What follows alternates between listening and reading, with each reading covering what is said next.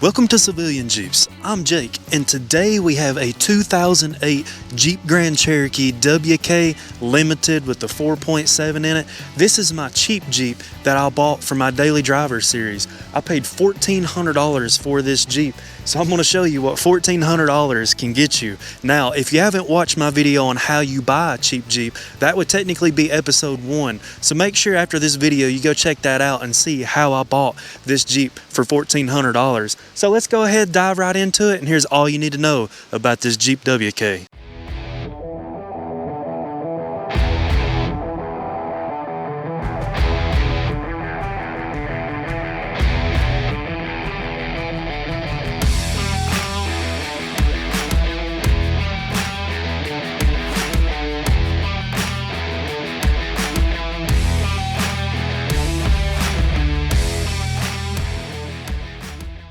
Now, like stated, this is a 2008 Jeep Grand Cherokee Limited. Now, they also have other packages available for these years. There was a Laredo package and an Overland package.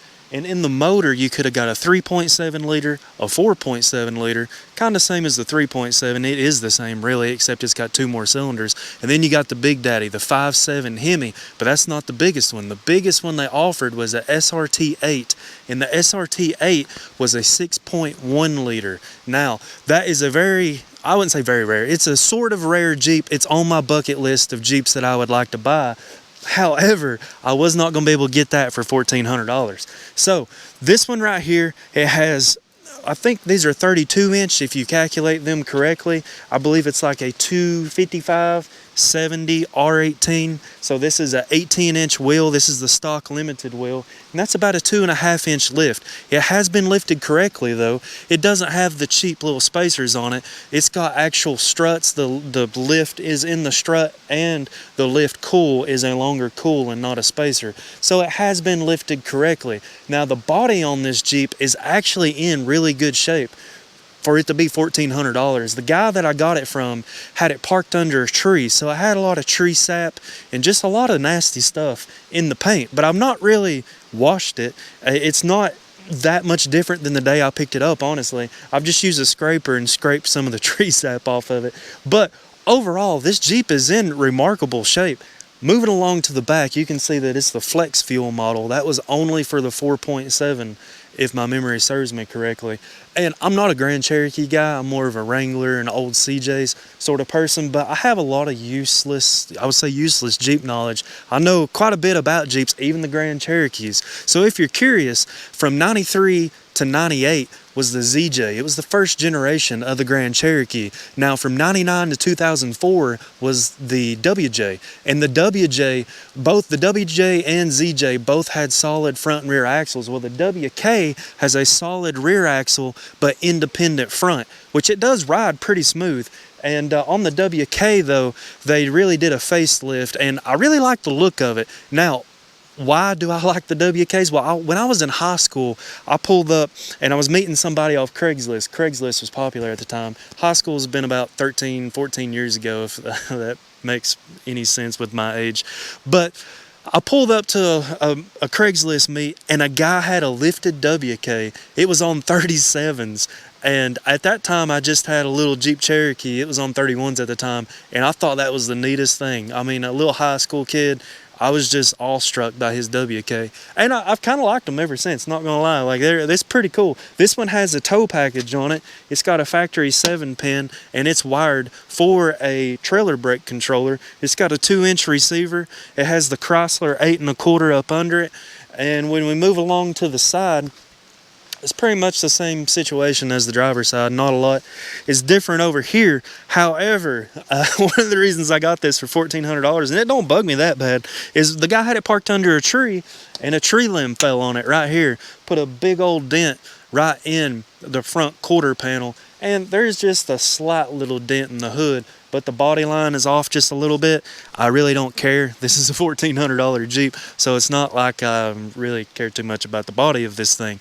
But as you can see, I mean, $1,400, I feel like I stole this thing. But I'm going to name this thing Catfish because it looks really good in photos, probably looks really good in videos, but just like a catfish woman, when you meet her in person, you're like, oh, Oh, yeah. So, this baby right here is named Catfish. And, well, I say that, but it's really not that bad. It has some problems. I'm not going to talk about the problems in this video. That's going to be for the next video. And there's quite a few of them. You'll probably see some of the problems in this video, but it's going to take a whole video to talk about these problems. So, that's going to be for the next one. But let's keep moving along. Let's go to the front of this Jeep and see what we have going on up front. Now for the limited package, it has a nice bumper. This is not an SRT style bumper. This is just for like a limited, specifically it looks to be like the 08 through 10. They did do a facelift in 08. So 08 to 2010 is like the WK version 2. So 05 to 07 would be version 1. And I really like the look. And I also have it's supposed to go on my truck, but it's a light bar that goes down in here, and I have it just laying in the house because I've never put it on my truck, and it just so happens to fit right there. I don't know if I'll put it on there. I probably will. I don't want to put too much into this Jeep because right now I don't know if I'm going to keep it. Odds are leaning kind of towards I'm going to keep it because I've kind of fell in love with this thing, but a little bit more on that later. As far as the front end goes, these are the factory OEM headlights, and I have no idea how they are not discolored and oxidized and just look absolutely terrible, because all these headlights tend to just look god awful, to be completely honest with you. So I think this thing is set in the garage other than the 4 years that the previous owner had it under a tree. So at least it was in the shade though. Now a little bit of, how I got this. I messaged the guy. If you go back and watch the last video I said I was going to, I messaged him. He wanted $3,500. I called him up on the phone, and first I messaged him and said, hey, I want to call you, so he knew I was serious. I called him. I was like, hey, this is the video series that I plan on doing. He's like, oh, okay, yeah, I might take $2,000. I was like, no, I'm like, 2,000's not really where I'm wanting to be with it. 2,000 is my max. I would have no money to fix it. He's like, oh, I don't know if I go below 2,000. I was like, all right, I'll do 1,600. Well, if you watch the end to last video, I say that I'm going to buy something for 1,600. Well, I show up, and there's a few more problems. There's always more problems. So I didn't want to be that guy because I was already getting it almost $2,000 less than what he was asking. But I still was like, hey, man, there's more problems than what I thought. Would you take 14? So he took 1,400. But to get this unit here on the road, I did not think about it. My taxes, title, tag, all that good stuff was $235. Thanks, government. So now I've got $1,635 into this Jeep, and I only have $2,031 for the whole Jeep series. So it's dwindling down pretty quickly. I'm going to let you guys in on one of the problems that you kind of need to know about. One of the major ones why I got this so cheap. It has valve stem seal or piston rings could be both, I don't know. It has issues internally in the motor. This thing's got 161,000 miles on it, and the 4.7s are not known for longevity, but they can be good engines though. This engine here, let's just go ahead and pop the hood and dive into this engine, what's under the engine bay and the whole drivetrain of this Jeep. So this is the 4.7 liter, I believe it's called the Quadra-Trac. The 3.7 liter, that's the 6-cylinder, 2 less cylinders in this one, I believe it is also called the Quadra-Trac. Now this engine, I feel like there's either one variation or another. When you go on Facebook Craigslist, you'll either see this engine with 250,000 or you'll see it with less than 100,000. And a lot of times you see them with issues if you're looking in the price range. Now, what you would expect to pay for a WK, all the way from maybe $1,000 with bad driveline problems, no engine, no transmission, transfer case issues, or you could be all the way up to $6,000, $7,000, $8,000 for a 5.7 Hemi WK with no rust. And this one really doesn't have rust. It has a little minimal amount of rust. We'll see that a little later. But let's go ahead and look at it. This is the 4.7 liter V8, like stated. Has a little bit of rust on the front bolt-ons, the AC compressor, clutch. Let's see here, we got the alternator. Let's just pull this cover back and get a better look at it right there. And surprisingly, I'll put that back on later. Surprisingly, this engine produces 305 horsepower and like 335, 34 foot-pounds of torque. Now, the comparable V6 engine was only 210 horsepower, but the V8 5.7 Hemi was not that much more impressive than this 4.7 in the 2008 model. Now, the 5.7 Hemi, I believe, has 330 something horsepower, 375 foot-pounds of torque. So if you're taking notes at home, that's only 30 less horsepower for this 4.7 and only 40 less foot-pounds of torque. But there is a tuner that I found online that is supposed to push even more out of this engine. I just don't know that I want to buy it considering this engine's got some problems. So that's a little later on for something, maybe another video. A part of me still wants to buy it though to see, because I do have, which you guys don't even know about. I've got a couple Jeeps you guys don't know, so make sure to subscribe because those are coming pretty soon. But I've got another Grand Cherokee with the 5.7 Hemi in it, so I kind of want to do a comparison between these two and then maybe get that chip where it's supposed to bump up the same amount, but my other Grand Cherokee don't have larger tires on it.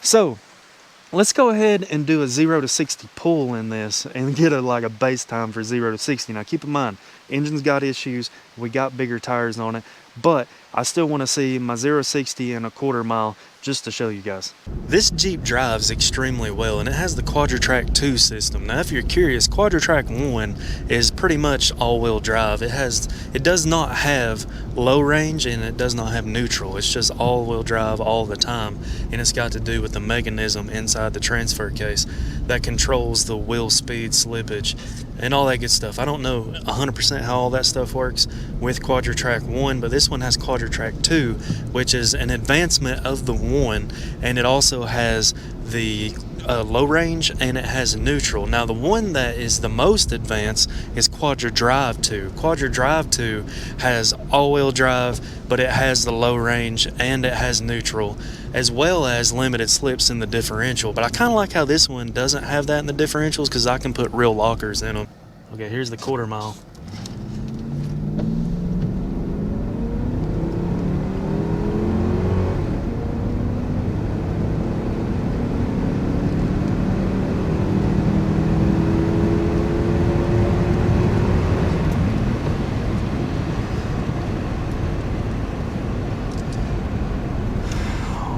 Well guys, the 1,000 foot is accurate, but this closed course in Mexico, I had to let off the gas.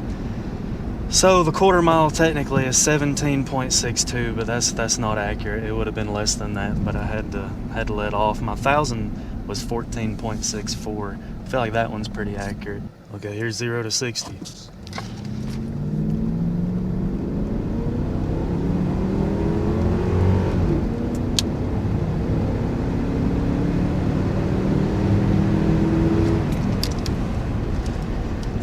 So it says 9.27 seconds. 9.27 seconds for our 0 to 60 for a kind of tired 4.7 with bigger tires than it probably should have.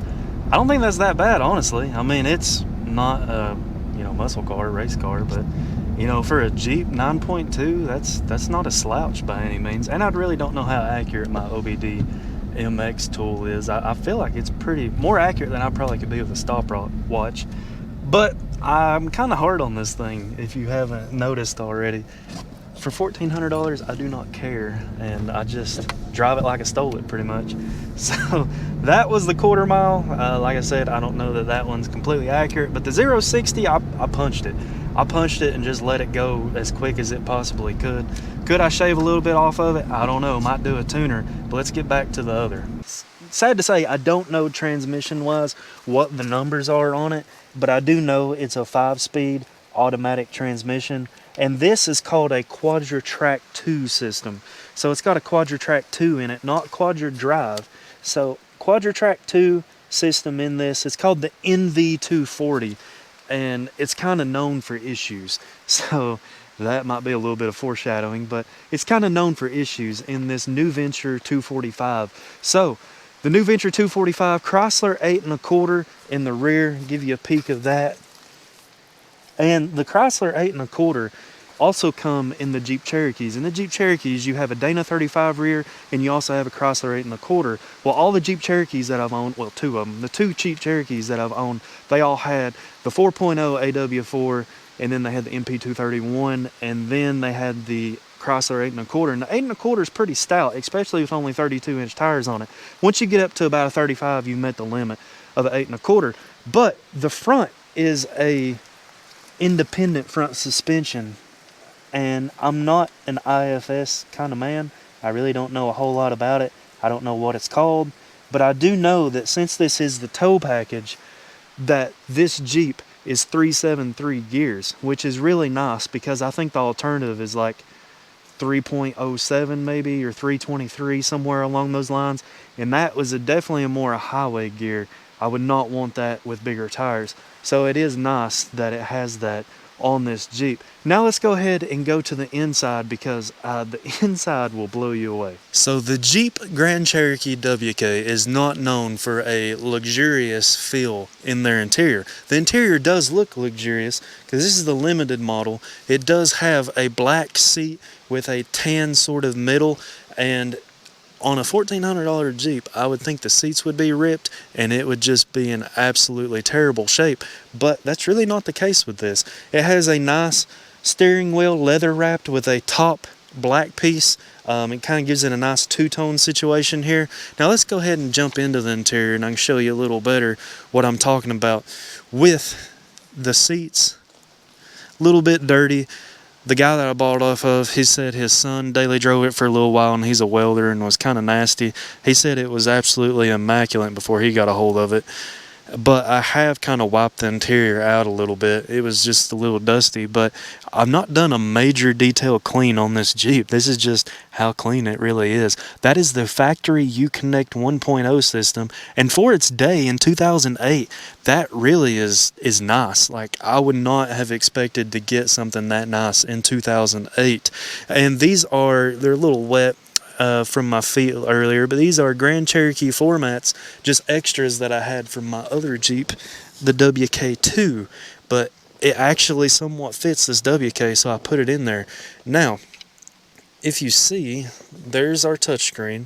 Here is our HVAC speed, the blower controls, and it's dual controls. You got high, low, as far as dual controls for the passenger side. And then you're going to have your actual, selector of where you want it to go. But one thing that really just blows me away is I have heated seats. And they work in this Jeep. And they're also heated in the rear. Heated rear seats for $1,400. And if you guys can see above me, I have a sunroof. And the sunroof works. And one of the things that is really a common issue on these WKs is the sunroof leaks, the drains get clogged up, and this one, no problem. It does not leak whatsoever. So I'm really excited about that, and I love that it works, because is it really Jeep-like if you don't have some sort of open-air experience up there? It's not, a Wrangler that has the full-blown open-air experience, but it is nice to have a sunroof. Now, on your steering wheel, the controls, this will show you the weather outside. I think it'll also do some sort of navigation. It'll tell you your compass, and this is a selector when you're in your programs up here. Another selector for your programs of like what all it shows. It'll show tire pressure monitoring system, your miles per gallon, your trip, all that good stuff. And this is also a selector to page. You like tabs in between your pages that you have on there. This is for the headlights. Let me see if I can get this camera situated correctly. This is for your headlights on and off, and then this one over here is for the wipers, and you also have your cruise control, and they all work just fine. As you might be able to see, that's 161,570 miles on this Jeep. One thing that I think is really neat is it has a wallet holder. I've never seen this in any other. I don't know if that's specifically what that's for, or maybe the Overland, the higher package in this, has a button that goes there. I don't know, but it's perfect for my wallet, and I absolutely love it. Now, these are power pedals. You can move the pedals up and down for whether you're short or tall, and that's quite nice. Now, I have really good heat in this thing. It will heat up nicely in here, and it is cold, really cold. I did ask him about the air conditioner. I've not really tried it. I can't really tell if it's working. I don't think it is, but I'm not putting a whole lot of time in looking into that. So the air conditioner, he told me, probably needs a recharge, but typically when people tell you it needs a recharge, it needs more than a recharge. But this Uconnect system has audio that you can like Bluetooth audio for your phone to answer phone calls, but it don't have for the radio. So I'm charging it right now. That's why I got it plugged in. But this unit here actually is a Bluetooth dongle that plugs into an aux cord, because I put my phone over here on that magnetic mount and play my Bluetooth. And honestly, I really like it. I don't have any sort of complaints about this Uconnect now that I have Bluetooth audio for my music. But the dash is in good shape. Everything looks really good on this Jeep. Sometimes I have to pinch myself because I'm like, man, I got this thing. I bought old Catfish here for $1,400. That's just kind of blows me away. But stick out for video too, and you'll see why I bought this thing for $1,400, because there is a reason. So let's go ahead, pop the back. And I've got it loaded down with muck boots, extra oil. If you guys want to kind of put two and two together for the extra oil there. My camera bag, my daughter's car seat. This is a straight dad wagon. I really enjoy driving my daughter around. And it has a DVD player. This is a DVD player in a $1,400 Jeep. So let me go ahead. I think that, yeah, you go right there, put it down, got your DVD player. It does work. I've tried a DVD out on it. This is your factory remote up there. That does work as well. I mean, straight DVD player in a $1,400 Jeep. For 2008, this was an absolute pimp wagon. And I don't know if I'll be able to get down there close enough, but it does have heated seats. This is heated seat rear 1, heated seat rear 2, and if you want to put a video game console to your DVD player, it has AV ports, and it has 115 volt, 150 watt inverter, and that also works. I mean, absolutely crazy the value you get out of these Jeeps. Well, this is the back of the WK, and surprisingly, it has a decent amount of cargo room, especially when you're used to Wranglers that really don't have a lot, especially a two-door Wrangler. This four-door WK has quite a bit of cargo room, and you also have this storage compartment under the floor. When you turn these little tabs and lift it up, I don't know what all you would put in this. Come in and see this storage compartment real quick. I've not cleaned it out any, so it's got a few specks of things down there, but still pretty clean. And this is a storage compartment for I really don't know what. Maybe a tow strap? I don't even know that a tow strap would fit in there, but that might be what I put in it as a tow strap. So let's put that down, and you can see just the view of this $1,400 cheap Jeep. Now, the sub did not come with it. Funny story on that, I was actually in my mom's attic helping her take out her Christmas tree, and this is my sub from high school.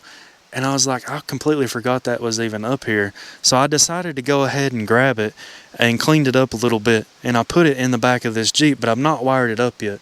I think I need a line converter.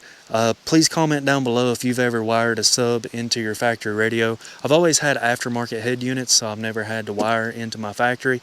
But I don't want to lose the DVD player function of this Jeep, so I want to keep the factory head unit. But I would love to get an amp and I think a line converter, and then be able to run this sub and really make it feel like high school, because this Jeep just feels like high school to me. It's cheap, not worth a lot of money. It has its fair share of problems. You're going to be doing some wrenching on it, but it's cool. Like, I could see high school Jake really digging this and putting some money, probably more money than he should be putting into a cheap Jeep. But I do want to show you guys on this key. This is the same key that I have for my 2017 Cummins, which is kind of nuts that in 2008, 9 years later, they're still using the same key. But anyway, so this is a pretty nice key, but you hit this 2 times button right here, and that's going to do your remote start. You hit the lock 2 times, remote start, and then you hit 2 times here in the bottom left, and that'll open the back glass. Let's do that 2 times. You hear it click. The back glass is now open. That is neat. I really like that feature, to be able to open the back glass and just drop something in without opening the whole hatch area. So let's put that back down and show you guys remote start. You have to hit lock and then hit that twice. It'll beep twice in total, and then it's going to start up. Might smoke a little bit. Yep, there she is. But I have driven it a little bit. Sometimes it smokes more. Like I said, video number, I guess episode 3 of this whole series, we'll go over the smoking. So to turn it back off, hit your remote start one more time, and it kills the Jeep. Okay, so here's another view. This would be the passenger side. My daughter's daycare bag and her seat. Can't really see the passenger side all that well. That's another floor mat from that other Grand Cherokee I was talking about. They fit really well. So if you're wondering if a WK2 floor mat fits on a WK1, I wouldn't say perfect, but it fits really well. Now let's look at the front passenger area. And this seat really didn't get destroyed by the guys welding the sun. I wouldn't say destroyed for the driver's seat, just kind of grungy. So I need to get some cleaner and some leather conditioner and really clean this thing up. But then I'm like, Jacob, this is a $1,400 Jeep. Why are you doing that? And then I'm like, that's just how I'm wired. I can't stand. If there's something I can do to better it, I'm going to do it. I feel like that's just how it needs to be, sort of thing. But you have a glove box down here that includes the factory manuals. I mean, I've bought $20,000 Jeeps that did not have the factory manual, and here my $1,400 one does too. This is the center console. I'm not going to show you that too much. There's stuff down in there that YouTube probably won't like. So there's black ice. If you notice, black ice is my air freshener of choice for high school. Every vehicle in the high school parking lot had black ice air freshener, and this really just takes me back. So here's a good view of the roof. You might see some of the tree sap and just mold that's still up there. And I've not got to clean the roof that well, or I really not cleaned this whole Jeep that well. I just took it through the car wash and sprayed it off with a high pressure wand, but I've really not cleaned it. I think this thing will clean up pretty well. And as you've noticed, there really isn't any rust on this. The only rust that I would say is on it is in the back. There's some rust on what I consider like a skid bar. It really holds like the bumper support area, and there's some surface rust here and there, but there's not any cancerous type rust on this Jeep. And I thought that some of you might not believe me that I got this thing for $1,400. So this is my bill of sale. I'm going to try my best to blur out. I'm not good with Photoshop and all that fancy stuff, but I'm going to blur out all the personal information so you can see that I paid $1,400 for this Jeep. Well, I hope you have enjoyed this overview of my 08 Jeep Grand Cherokee WK. I've really enjoyed having this Jeep for the 2 weeks that I've had it, and I think it's something that's probably going to stay on this channel, but I am going to do some episodes on it, whether or not it stays. So make sure that you tune in for episode 3, and we're going to go over all the problems and potential problems to make this a good daily driver. Now, let me know in the comments below if you think I got a good deal on this. Maybe you've got one cheaper. You probably have. Everybody's found something cheaper these days.